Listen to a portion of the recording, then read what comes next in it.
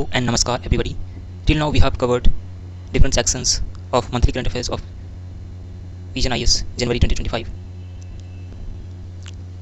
Some more sections are remaining, so I will try to cover some new sections in this video. And one more thing I have to say, please watch this video. These videos are very important, especially when we talk about current affairs.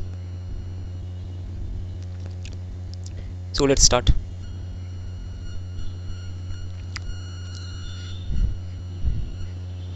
Till now we have covered security, we have covered environment, we have covered social issues. Sorry, we have not covered social issues, but we have covered science and tech, culture and schemes. Today I will be covering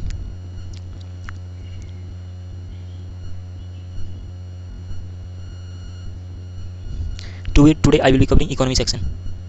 Let's move directly to economy section.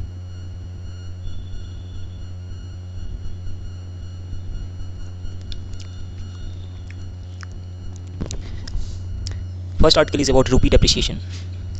Rupee depreciation means the value of rupees is depreciating with respect to dollar.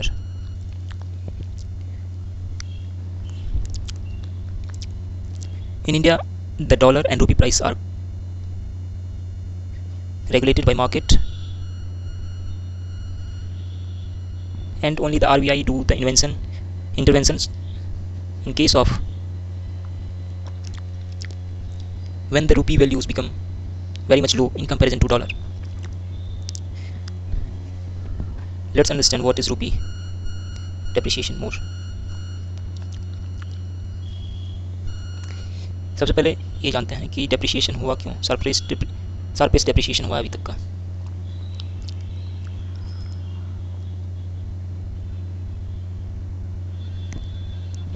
जब हम लोग exchange rate की बात करते हैं तो उसमें different types of exchange rates होते हैं, जैसे कि फिक्स्ड एक्सचेंज रेट, जहाँ पे कि जो करेंसी है उसको किसी फॉरेन करेंसी के साथ पैक कर दी जाती है या फिर गोल्ड के साथ पैक कर दी जाती है। This is PEG pack, not PSC की CK पैक। तो उस केस में जो फिक्स्ड एक्सचेंज रेट होता है, इंडिया यूज़ करता था 1971 में इस टाइप के मेथड्स। फ्लोटिंग एक्सचेंज रेट क्या होते हैं? The rate are determined by the market forces of demand and supply. अभी इंडिया में जो करंट एक्सचेंज रेट है वो इस पे बेस्ड है, फ्लोटिंग एक्सचेंज रेट पे बेस्ड है। कंप्लीटली नहीं I but somewhat. Managed floating exchange rate, it is the combination of fixed exchange rate system and the flexible exchange rate system. Currently India follow the floating exchange rate with occasional intervention RBI intervention. आइए समझते हैं कौन कौन सा factor है जो कि रूपी डेप्रिसिएशन के लिए रिस्पॉन्सिबल है। एक तो पहला फैक्टर है confidence in central bank.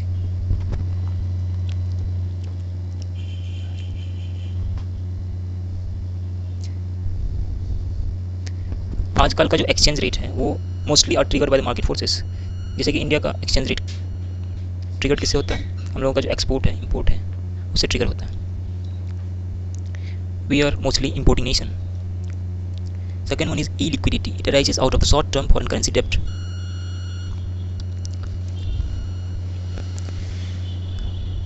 Third one is inflation.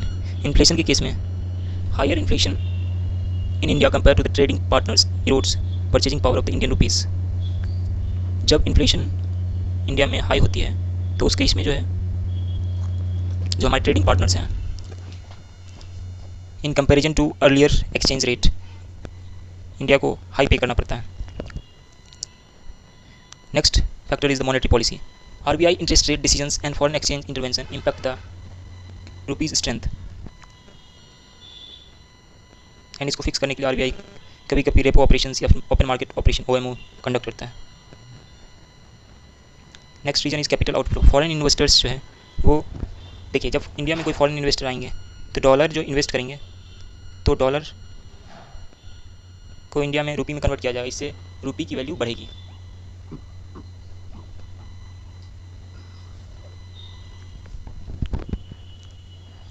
इससे रुपी की वैल्यू बढ़ेगी एंड एक्सचेंज रेट में हमारा जो है रुपी स्ट्रॉन्गर होगा। बट जब पुल किया जाता है मार्केट से कैपिटल को, इससे जो क्या होता है, रुपी वीक होती है। नेक्स्ट इज ट्रेड डेफिसिट, वही पहला जो मैंने पॉइंट बोला था कि गुड्स एक्सपोर्ट ज़्यादा होता है अदर कंट्री में, बल्कि हमारी कंट्री में इंपोर्ट ज़्यादा होता है। एंड ग्लोबल फैक्टर्स तो हैं ही हैं, जैसे high crude oil prices, Russia Ukraine war and many other war have impacted, जैसे कि मिडिल ईस्ट में क्योस हो गया था अभी, ईरान, यूएस, इसराइल।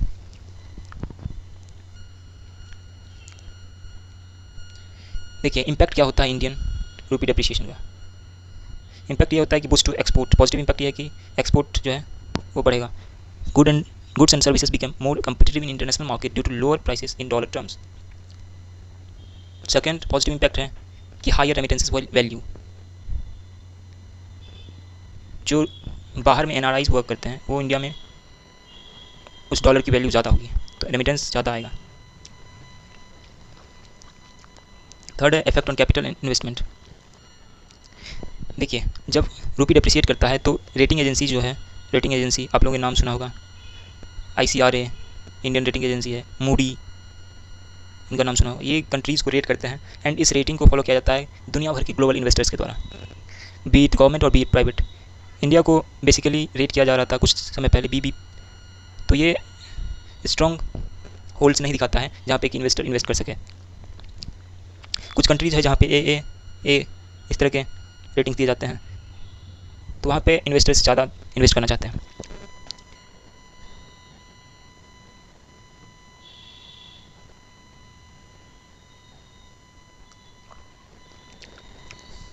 ये तो देखिए डोमेस्टिक इन्वेस्टमेंट को इम्पैक्ट करेगा, बट बाहर के से जो एक्सपोर्टर्स इन्वेस्टर्स आ रहे हैं उनको अट्रैक्ट नहीं करेगा।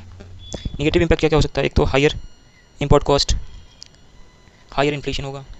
Next is effect on capital and investment, other increase cost of foreign डेप्ट, reduce purchasing power and higher import cost, erode consumer sentiment. इसको इंप्रूव करने के लिए क्या क्या कर सकते हैं, देखिए इसको इंप्रूव करने के लिए शॉर्ट टर्म मेजर्स और लॉन्ग टर्म मेजर्स देखते हैं। तो RBI मार्केट ऑपरेशन करके मार्केट में जो है डॉलर सेल करती है जिससे कि रूपी का वैल्यू बढ़ता है। दूसरा है करेंसी स्वैप एग्रीमेंट, जिसके अंडर इंडिया डॉलर परचेज कर सकती है किसी भी कंट्री से। Monetary policy adjustment to attract foreign investment, import rationalization to restrict non essential import.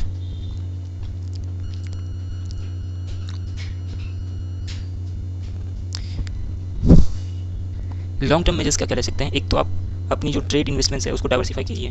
दूसरा एक्सपोर्ट प्रमोशन, आप एक्सपोर्ट को बढ़ाइए जिससे कि हमारे देश में डॉलर्स ज़्यादा आए।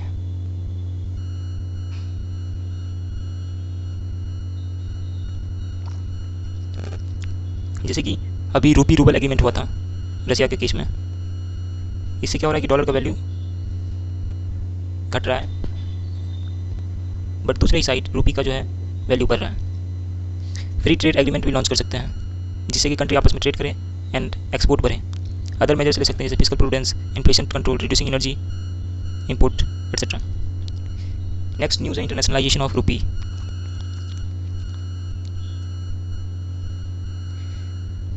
न्यूज़ है कि RBI has liberalised the FEMA regulation 99 के जो फेमा रेगुलेशंस हैं उसको रिड्यूस नॉर्मलाइज किया है, शायद नॉर्मलाइज नॉट लिबरलाइज किया है, जिससे कि जो इंडियन रुपीज़ है उसमें इन्वेस्टमेंट का स्कोप बढ़ाया जाए एंड ट्रेड बढ़ाया जाए, जिससे क्या होगा ना कि जो क्रॉस बॉर्डर ट्रांजैक्शन होती है उस केस में हमारी रुपी की वैल्यू इंक्रीज होगी।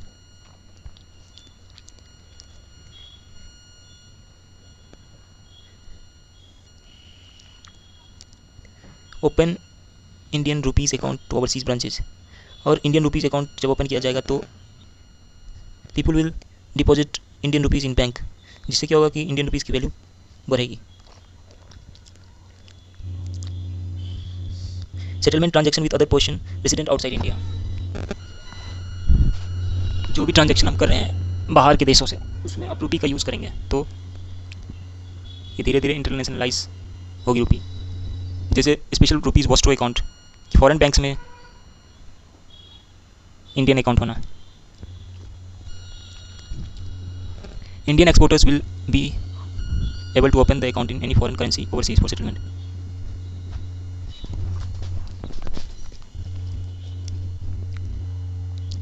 वॉस्ट्रो अकाउंट क्या है? वॉस्ट्रो अकाउंट है कि those account which are referred to a foreign banks account held in a domestic bank in local currency. Nostro account है कि वैसा अकाउंट जो डोमेस्टिक बैंक अकाउंट है held in the foreign bank currency. Example है कि if Indian SBI holds an account in US city bank in US dollar, it is SBI nostro account. और जब US city bank India के SBI में account बनाता है तो उसको हम लोग होस्टो अकाउंट बोलते हैं। होस्टो अकाउंट क्या करता है? तो it allows the foreign bank to operate in another countries and facilitate transaction. Nostro account simplify the process of exchanging and trading in the foreign currencies. What is internationalization of rupees? It refers to a process that involves the increasing the use of rupee in the cross-border transaction. It involves promoting the rupee for import and export trade and then other current account transaction followed by its use in the capital transaction. Benefit of internationalization, क्या क्या benefits होते हैं? रुपी को जब internationalise किया जाएगा तो क्या बेनिफिट्स होंगे? देखिए, पहला बेनिफिट तो ये है कि reduce vulnerability, reducing dependence on foreign currency. It will shield the economy from sudden exchange rate and fluctuation. जो फ्लक्चुएशंस होते हैं इंटरनेशनल एक्सचेंज रेट में due to the global events, ये कम हो जाएंगे। Next is it also limits the exchange rate risk. यही चीज सेम चीज बोला गया। Reduces requirement of foreign reserves. अब जब हमारा रुपी इंटरनेशनलाइज हो जाएगा तो हमको फॉरेन करेंसी का रिजर्व्स बना के रखना ज़्यादा ज़रूरत नहीं पड़ेगी। Deficit financing. A globally accepted INR allows Indian government to issue a debt in its own currency to international investors, making it easier to manage fiscal deficit without exchange rate risk.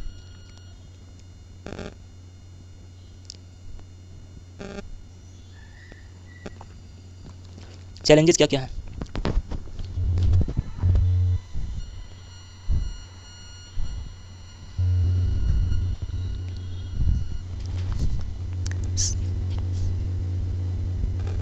सबसे पहला challenge है exchange rate volatility. Second one is monetary policy dilemma और ट्रिफिन dilemma. ये नाम याद रखिएगा, ट्रिफिन dilemma. That creates a monetary policy dilemma, including Triffin dilemma, where a country struggles to balance global currency demand with the domestic currency need. Restricted convertibility. INR is fully convertible in the current account but partially in the capital account. ये another challenge है कि आप current account में तो पूरा convert कर सकते हैं बट कैपिटल अकाउंट में फुल कन्वर्टिबिलिटी अभी तक अवेलेबल नहीं है। Risk to international shock. जब हम लोग इंटरनेशनलाइज कर देंगे रुपी को तो बाहर की दुनिया में जितने भी इवेंट्स होते हैं उससे इम्पैक्ट होगा रुपी के वैल्यू पे भी। क्योंकि इंडियन रुपी जो है वाइडली यूज करेंसी नहीं है तो अदर करेंसीज हैं उसके साथ एक्सचेंज रेट में प्रॉब्लम होगी। Steps needs taken to internationalize rupees. क्या क्या कदम हम ले सकते हैं ताकि जो रुपी है उसको इंटरनेशनलाइज किया जा सके? सबसे पहला कदम ये कर सकते हैं कि इंटरनेशनलाइज कीजिए इंडियन पेमेंट इंफ्रास्ट्रक्चर को, जैसे कि UPI can be used in Singapore, France, UAE, Sri Lanka, Bhutan, Mauritius, Nepal etcetera. MOU establish कर सकते हैं वेरियस सेंट्रल बैंक के साथ, जैसे RBI has MOU with the central bank of the UAE and Maldives to encourage the cross border transaction in local currencies. RBI strategic action plan for 2024। RBI जो है अपने annual report 2024 और 23-24 के annual report में RBI has unveiled an strategic plan for 2024 aimed at promoting the internationalization of INR, which include the permitting opening of INR account outside India. आप Indian rupees का account बाहर के देशों में खोल सकते हैं। Implementation of the Spectra project.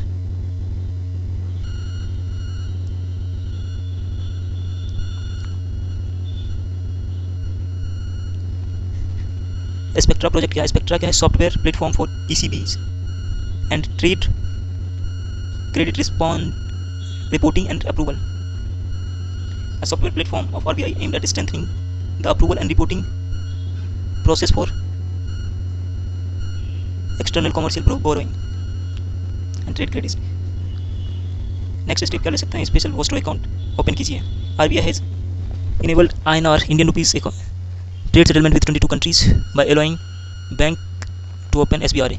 Other bilateral currency जैसे कि currency swap agreement etc. क्या क्या वे फॉरवर्ड हो सकते हैं, जैसे internationalisation of Indian payment system, inclusion of INR in continuous linked settlement, currency swap and local currency settlements, effort for inclusion to special drawing rights baskets. SDR is an international reserves asset created by IMF in 1969 to supplement its member countries' official reserves. Value of SDR is calculated from weighted basket of 5 major currencies. Strengthen कीजिए आप financial market को, जैसे कि harmonisation of KYC norms of RBI and SEBI to ease access of foreign investor to INR assets. Global 24/7 INR market open, 24/5 INR market open कीजिए. While customers transaction are facilitated round the clock in the offshore market, the interbank market operates only for the limited sets of hours onshore. Inclusion of Indian government bond in the global bond indices, it will enable widening of the investor base, and it will also stabilize passive flows, appreciation of Indian rupees, and the reduction of overall borrowing cost. FEMA regulations क्या है 99 का? It is about the Foreign Exchange Regulation Act. FERA 1973 में launch किया गया था and came into the effect on June 1st, 2000. Regulated dealings in foreign exchange and transaction which involve the cross-border payment. Actually क्या हो रहा था उस time पे, वेरियस टाइप्स के मनी लॉन्ड्रिंग और अदर इलीगल एक्टिविटीज़ हो रहे थे, जिसके देखते हुए उस टाइम की जो गवर्नमेंट थी, इंडियन गवर्नमेंट, उन्होंने FEMA रेगुलेशन लॉन्च किया और FERA रेगुलेशन लॉन्च किया.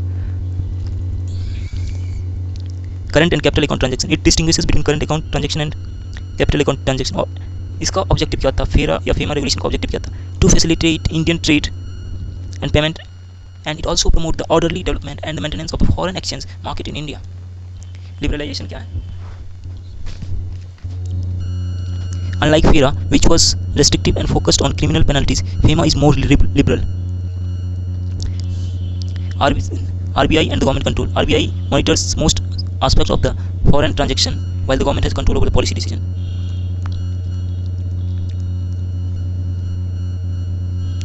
Do you know the Indian rupees was the legal tender in the Gulf countries, including Kuwait, Bahrain, Qatar, and UAE till the early 1970s.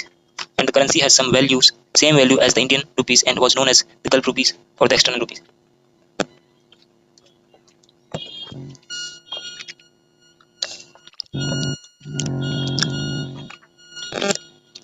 Third news है कि WPI जो है उसका base revision होने जा रहा है. बेस किस तरह से रिवीजन होने जा रहा है कि पहले जो बेस ईयर था WPI का वो 2011-12 था, and it will be change to 2022-2023. Reason being कि 2011-12 को लें या फिर 2022-23 को लें, तो इस केसेस में जो है इकोनॉमी में बहुत सारे चेंजेस आए हैं. जैसे कि 2011-12 तक gig economy was not a part of Indian economy, but 2011-12 के बाद से ये धीरे धीरे चेंज होती गई. एंड उसके बाद ई-कॉमर्स वगैरह जो इंडस्ट्रीज एस्टेब्लिश हुई, इसको इंक्लूड नहीं किया गया. एंड अदर इकोनॉमिक चेंजेस हुए हैं, तब तक हमारे ट्रेड रिलेशंस इंप्रूव हुए हैं बहुत सारी कंट्री के साथ. तो इन सारी चीज़ों को देखते हुए रिवीजन किया जा रहा है. More on the news, the working group will be chair by professor Ramesh Chand. ये नाम याद रखिएगा, professor Ramesh Chand will chair the working group. Who is the member of NITI Aayog? Additionally, the group will also suggest the improvement in the compilation and the presentation and recommend roadmap for switch over from WPI to the PPI. एक तो होता है WPI, दूसरा PPI. PPI में क्या होता है कि मोस्टली प्रोड्यूसर बेस्ड होता है, WPI सप्लायर होता है, उस पर बेस्ड होता है. WPI के बारे में थोड़ा जानकारी देख लीजिए. WPI क्या है? It is a measure of average change of price of a fixed set of goods at a first point of bulk sale in a commercial transaction market over a given period of time, and it is released by the Office of Economic Advisor, Department of Promotion of Industries and Internal Trades, Union Ministry of Commerce and Industries. Measurement कैसे किया जाता है? देखिए, सबसे ज़्यादा weightage किसका है? Primary article का 22.618 22.618% वेटेज है प्राइमरी आर्टिकल का, जिसमें से food article, non food article है, मिनरल्स हैं, क्रूड है, पेट्रोलियम है, नेचुरल गैस है. फ्यूल एंड पावर का वेटेज है 13.152 आउट ऑफ 100, एंड रेस्ट जो बचा सबसे ज़्यादा मैन्युफैक्चर्ड प्रोडक्ट्स का वेटेज है। चूँकि ये सप्लाई साइड बेस्ड इंडेक्स है तो मैन्युफैक्चर्ड प्रोडक्ट का वेट ज़्यादा है। क्यों रिवीजन का जरूरत पड़ा? देखिए, पहला तो रीजन है कि structural changes, fundamental changes in the production consumption pattern. दूसरा है कि अपडेटिंग कमोडिटीज बास्केट, एंड जो कमोडिटीज ऑफ बास्केट्स हैं अभी इंक्रीज कर गए हैं। Goods and services tax, GST भी आ गया है जो कि डब्ल्यूपीआई में इंक्लूडेड नहीं है। पीपीआई इंडेक्स को देखते हैं। It measures the average change in price of product producer receives for his goods and services sold in the domestic market export. Two types of PPI होते हैं। बेसिकली है क्या PPI? Average change in price producer receives in his goods and services sold in the domestic market. ये average change को show करता है, जितने भी प्रोड्यूसर्स हैं उन्होंने डोमेस्टिक मार्केट में जितने प्रोडक्ट्स बेचे हैं उसके एवरेज चेंज को शो करता है। दो टाइप के पीपीआई होते हैं, एक तो आउटपुट पीपीआई, दूसरा इनपुट पीपीआई। आउटपुट पीपीआई क्या करता है? It measures the average price change all covered goods and services resulting from an activity and sold on the domestic export market. Input PPI क्या है? It measures the change in the price of then all intermediate input and in production by a specified sectors of economy.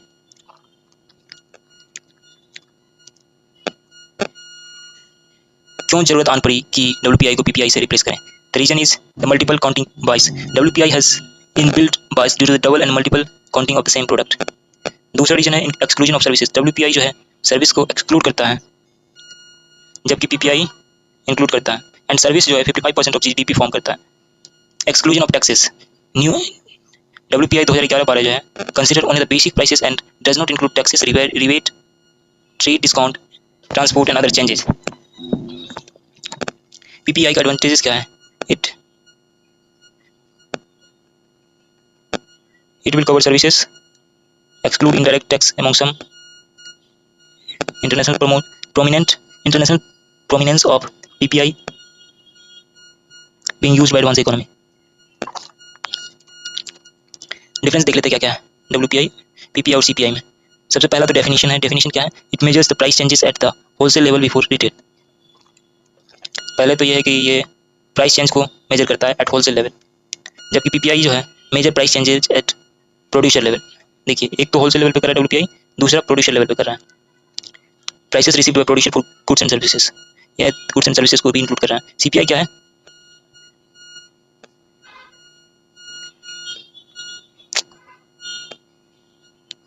CPI है it measures the price changing at consumer level. Scope cover goods at the wholesale stage before reaching consumers, covers goods and services at the producer level including inputs and outputs, covers goods and services consumed by the households। Base year 2011-12, अभी PPI का कोई base year नहीं है। Base year CPI का 2012। Composition क्या क्या है? एक तो प्राइमरी आर्टिकल इंक्लूड करता है, दूसरा मैन्युफैक्चर्ड प्रोडक्ट्स इंक्लूड करता है, फ्यूल इंक्लूड करता है, प्राइमरी आर्टिकल इंक्लूड करता है। पीपीआई क्या करता है? गुड्स एंड सर्विसेज दोनों को इंक्लूड करता है across different production stages। CPI क्या करता है? includes goods and services like food, healthcare, education and housing और सर्विस इंक्लूडेड। देखिए, WPI में सर्विस को इंक्लूड नहीं किया जाता है, जबकि PPI में इंक्लूड किया जाता है, CPI में इंक्लूड किया जाता है। मेजरमेंट की जो बात करें तो weight of WPI are based on production value, वहीं PPI में weights are derived from the supply use table, जबकि CPI में are based on the average household expenditure taken from the consumer expenditure survey। Inclusion of taxes, exclude indirect tax, some variant of PPI may be include taxes if they are passed on to the producer। Multiple counting bias, present, absent, present, published by Office of Economic Advisor। PPI अभी तक कोई announce नहीं हुआ है, जबकि CPI NSO के द्वारा।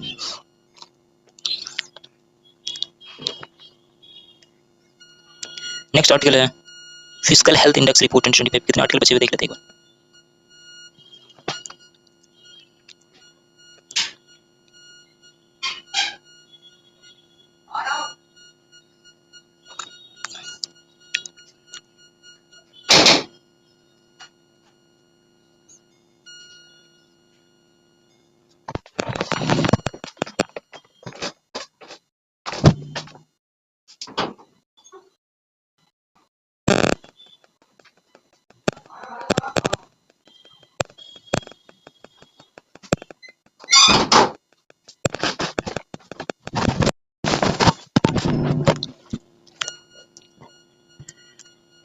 Moving to the next article, physical health index report 2025।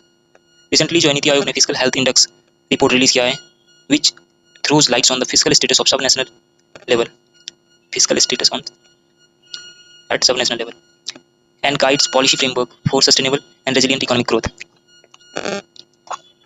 सबसे पहला तो क्वेश्चन यही बन सकता है कि फिजिकल इंडेक्स किसने रिलीज किया है, तो नीति आयोग याद रखिएगा। यहीं पे आरबीआई भी दे सकता है, तो आरबीआई गलत ऑप्शन होगा। More on news. FSI Fiscal Health Index will be the annual publication focusing on the fiscal health of Indian states, and it will offer the data-driven insights that will be leveraged by the informed state-level policies. और इससे क्या होगा कि physical governance improve होगा, economic resilience बढ़ेगा, stability of Nations होगा। FSI 25 के बारे में थोड़ा सा देखते हैं। ये क्या करता है कि स्टेट को रैंक करता है on the basis of composite of physical index.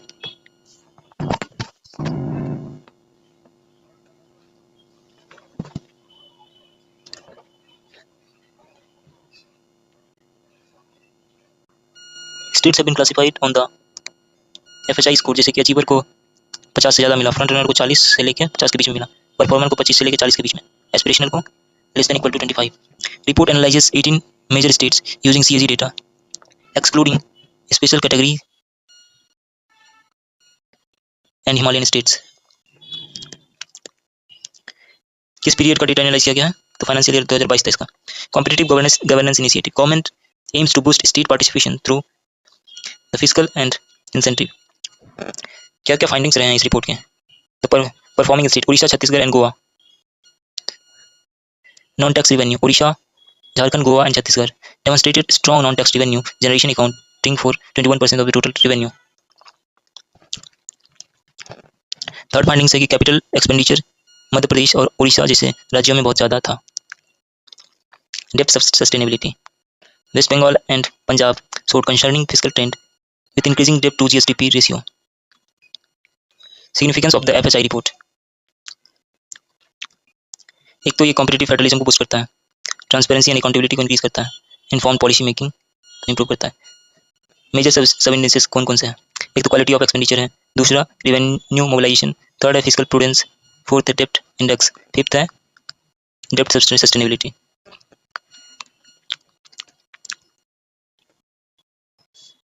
So this is all about this article. Moving to the next article, household consumption expenditure survey HSSCES। ये किसके द्वारा रिलीज किया जाता है, तो NSSO। तो यहाँ पे भी क्वेश्चन फॉर्म हो सकता है, किसके द्वारा रिलीज किया जा सकता है। डेटा जो है अगस्त 23 से लेकर जुलाई 24 तक का डेटा लिया गया है। फाइंडिंग्स क्या क्या है, average monthly per capita expenditure rural area में क्या है 4,01122, अर्बन एरिया में 6,996। ग्रोथ कितना हुआ है, देखिए रूरल एरिया में इंक्रीज हुआ 9%, जबकि अर्बन एरिया में इंक्रीज हुआ 8%। तो इसके रिगार्डिंग क्वेश्चन पूछ सकता है कि जो हाउस होल्ड कंजम्पशन एक्सपेंडिचर है उसमें रूरल एरिया में ज़्यादा ग्रोथ हुआ या फिर अर्बन एरिया में, तो आप टिक करके आएंगे rural area. Urban rural gap from 84% to 70%। पहले जो अर्बन एरिया और रूरल एरिया के बीच 84% हुआ करता था 2011-12 में, अब 2023-24 में घटकर 70% हो गया, जिससे कि पता चलता है कि रूरल एरिया में जो है इकोनॉमिक ग्रोथ हुई है और जिसकी वजह से कंजम्पशन भी इंक्रीज हुआ है। Increase spending on non food items, जैसे कि पहले क्या होता था कि पैसा आता था लोगों को सिर्फ खाने के सामान पर खर्चा करते थे, बट जब पैसा अमाउंट बढ़ते जाता है तो फिर आदमी नॉन फूड चीज़ों पे पैसा इन्वेस्ट करने लगता है। कंजम्पशन इनइक्वालिटी, गिनी कोफिशिएंट जो है डिक्लाइंड। गिनी कोफिशिएंट बेसिकली क्या है, इंडिकेटर है इनइक्वालिटी का। तो जितना ज़्यादा गिनी कोफिशिएंट हाई रहेगा उतना ज़्यादा इनइक्वालिटी रहेगा। तो गिनी कोफिशिएंट जो डिक्लाइन हुआ है रूरल एरिया में 0.37 एंड अर्बन एरिया में 0.284, रिफ्लेक्ट क्या कर रहा है, रिड्यूसिंग द इनकम डिस्पैरिटी, जिससे पता चल रहा है कि इनकम डिस्पैरिटी डिक्रीज हुई है। परफेक्ट इनइक्वालिटी जो है 1 से रिप्रेजेंट की जाती है, जब गिनी कोफिशिएंट की वैल्यू 1 रहती है तो परफेक्ट इनइक्वालिटी कंडीशन होती है। Inequality among states, MPCE is highest in Sikkim and lowest in Chhattisgarh. Implication of inflation measurement, इसका क्या इम्पैक्ट रहा है, जैसे नॉन फूड स्पेंडिंग इंक्रीज हुआ है तो ये जो कंज्यूमर प्राइस इंडेक्स है इसमें भी चेंज लाएगा। ये HCS household consumption survey expenditure का पर्पस क्या है, to capture the data on the household consumption conducted by NSSO. It was conducted at 1 year duration. However, since its 26th round, the survey has been conducted roughly every 5 years. Objective क्या है? Consumption pattern को identify करना, consumption price, consumer के price को देखना, etcetera. Macro economic indicator के रूप में सर्व कर सकता है। NSSO के बारे में दिया गया। NSSO was founded in 1950. It is a part of NSO and it is a subordinate office under the MOSPI. NSO consists of CSO Central Statistics Office and NSSO. Purpose क्या है? सैंपल सर्वे निकालना diverse field में। Different type के survey conduct करते हैं। Annual सर्वे होते हैं, क्यूनियल सर्वे होते हैं, एक्सेट्रा। मेजर सर्वे कौन कौन से हैं? एक HCES है, PLFS है, एनुअल सर्वे ऑफ इंडस्ट्रीज है, situation assessment survey of agriculture house hold है, एक्सेट्रा। नेक्स्ट आर्टिकल है कि central bank digital currency CBDC के बारे में। Recently US president through an executive order has banned the establishment of US central bank digital currency. जबकि India में उल्टा हो रहा है कि इंडिया में RBI ने सेंट्रल बैंक करेंसी डेवलप कर ली है, जबकि US में बैन कर दिया गया एग्जीक्यूटिव ऑर्डर। तो रीजन बीइंग कि US में डॉलर जो है, डॉलर उसकी इंपॉर्टेंट करेंसी है एंड डॉलर का जो है डोमिनेंस कम ना हो, इस वजह से CBDC को बैन किया गया। डिजिटल करेंसी होता क्या है? Exclusively, that is money exclusively available on the digital or electronic form. They are generally handled, preserved and exchanged using the digital computer system connecting to the internet. 3 types of digital currency. पहला है cryptocurrency that regulates the generation of new unit and secure transaction using the cryptographic methods. दूसरा है blockchain ledger 2 is used to verify transaction control, decentralized होता है। जबकि CBDC क्या है कि digital version of fiat currency. CBDC is a digital version of fiat currency issued by central bank. It maintains the reliability and security of traditional currencies. Control centralized होता है। Digital rupees example e-digital rupees. Stable coin क्या होता है कि typically backed by assets reserve और by algorithm that modify the supply based on the market demand. CBDC के बारे में और थोड़ा सा जान लेते हैं। It is a legal tender है। CBDC पे क्वेश्चन भी आया हुआ है अराउंड 2022 या फिर 2023 में, UPSC 2023 या फिर 2022 में। It is a legal tender and central bank liability in digital form, denominated in sovereign currency and appearing on the central bank balance sheet. Types of CBDC, कितने प्रकार की CBDC है? जैसे कि होलसेल CBDC है, फिर रिटेल CBDC है, token 2 model in retail CBDC, token based CBDC enables anonymous transaction through private and public key authentication. Account based CBDC requires users digital identification for account access like Tcash of Eastern Caribbean. Cent dollar जो है बाहमास द्वारा पहला digital currency launch किया गया 2020 में। Dcash जो है eastern Caribbean में लॉन्च किया गया। पोटेंशियल बेनिफिट्स क्या क्या हो सकते हैं CBDC के? देखिए, फाइनेंशियल इंक्लूजन, एक तो फाइनेंशियल इंक्लूजन होगा, दूसरा कि रिड्यूस ट्रांजैक्शन कॉस्ट, थर्ड है कि रिड्यूस डिपेंडेंस ऑन कैश। हर हमेशा कैश कैरी करना लोगों के लिए पॉसिबल नहीं होता है, तो डिजिटली कैरी करना ज़्यादा ईजी होता है। Improve monetary policy transmission. Next one is cross border payment efficiency. Next is programmable payment mechanism. Challenges क्या क्या? एक तो साइबर सिक्योरिटी का रिस्क है, प्राइवेसी कंसर्न है, इंटरनेशनल रेगुलेटरी चैलेंजेस हैं, threat to monetary sovereignty. Way forward क्या क्या हो सकते हैं, क्या क्या स्टेप्स लिए जा सकते हैं? तो balancing privacy and transparency, zero knowledge proof और cryptographic method used to prove knowledge about the piece of data without revealing the data itself. Monetary policy and fiscal policy integration. Next is regulatory and legal framework.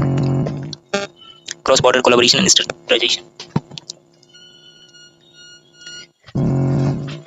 हमारा next article है India's digital economy. The Ministry of Electronic and Information (MEIT) has released a comprehensive study titled Estimation and Measurement of India's Digital Economy. क्या है study? The study has been done by the Indian Council for Research and International Economic Relation. It is based on the international accepted framework developed by we were doing the Vision IS monthly current affairs January 2025. Till now we have covered various sections. Economy we were doing some important articles. So today we will continue the economy topic and later on move to another sections.